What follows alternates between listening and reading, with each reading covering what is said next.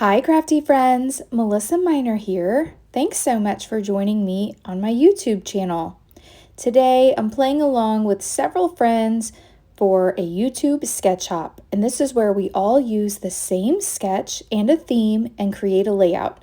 I think my friends are the best creators on YouTube, so be sure to check out the playlist down below in the description box.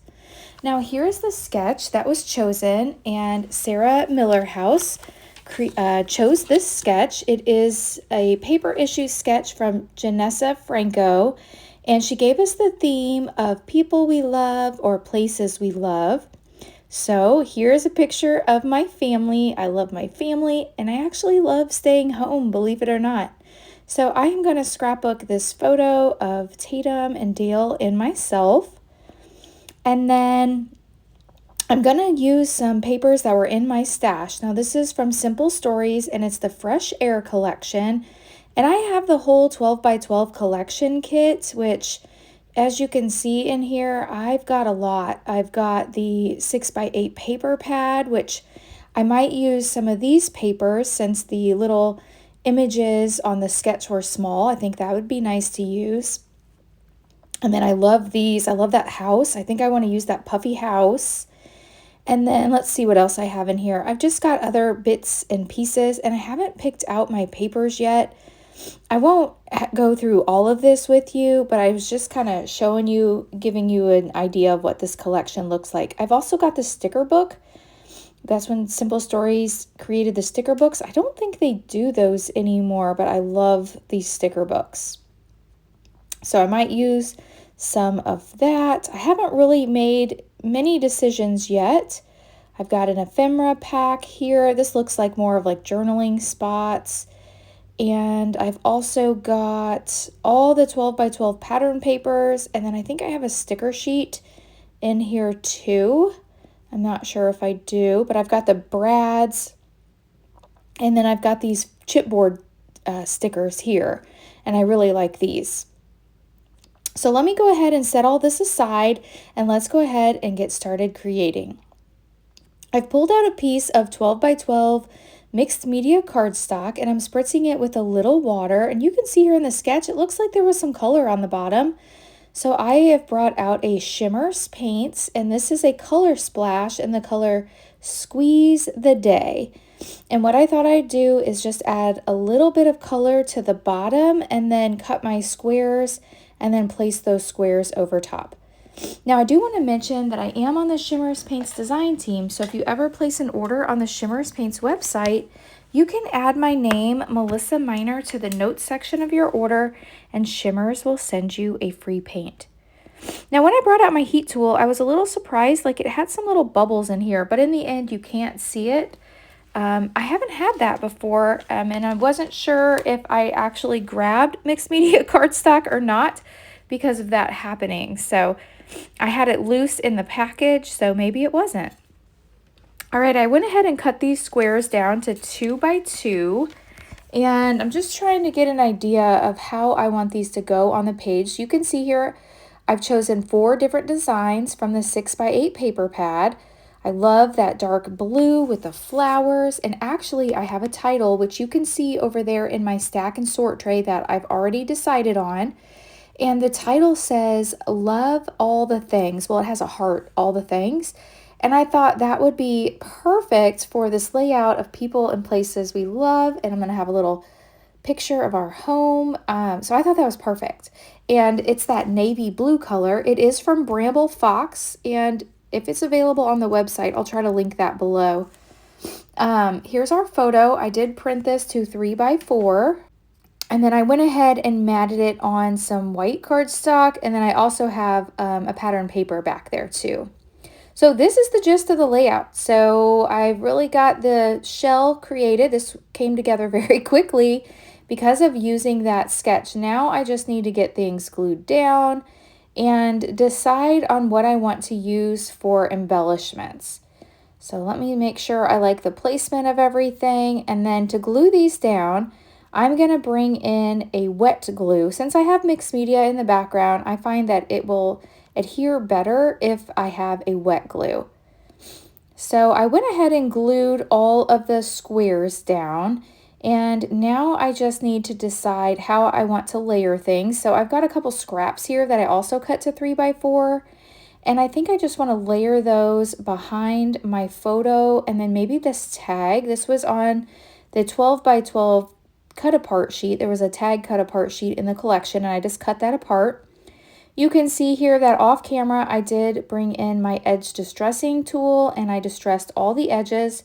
I just love that look of the distressed edges. I hope that's always a thing. Don't you wonder if, like, 10 years down the road, we'll go back and look at all our scrapbook pages and distressing won't be a thing anymore? Kind of like, when we used to create, like, cut out most of the photo and create all the different shapes on our pages. I don't feel like that's the style anymore. So I'm always worried that, like, what I'm doing in my scrapbook won't be the style any longer. What can you think of that has went out of style, that was a trend that you did in your scrapbooking? Leave me a comment down below. All right, I'm just going to go ahead and adhere these together so then I can move them around as one piece and glue them down onto the layout. Now, I don't believe that any tag should be left naked, so I will end up putting some ribbon or twine or something in that tag as we move on along in the process.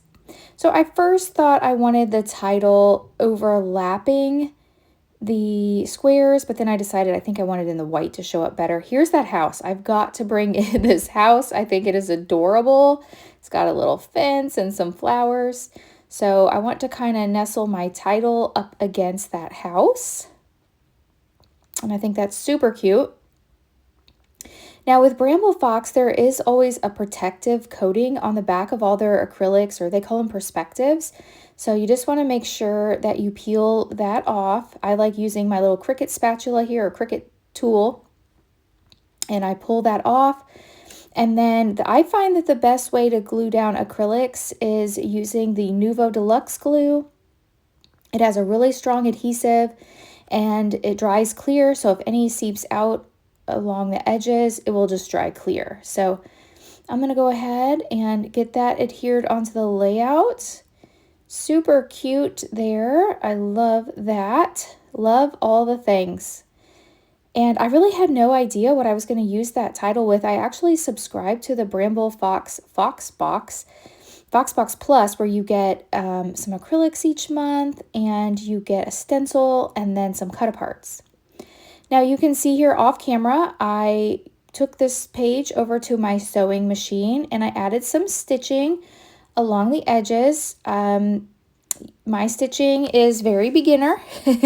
I don't know how to sew on fabric, but I've really just experimented getting out the sewing machine and just doing it and stitching on my layouts. So I forgot to do like the little back stitch, so my thread is a little bit, whimsy on the ends, but that's okay. I think that's the style as well.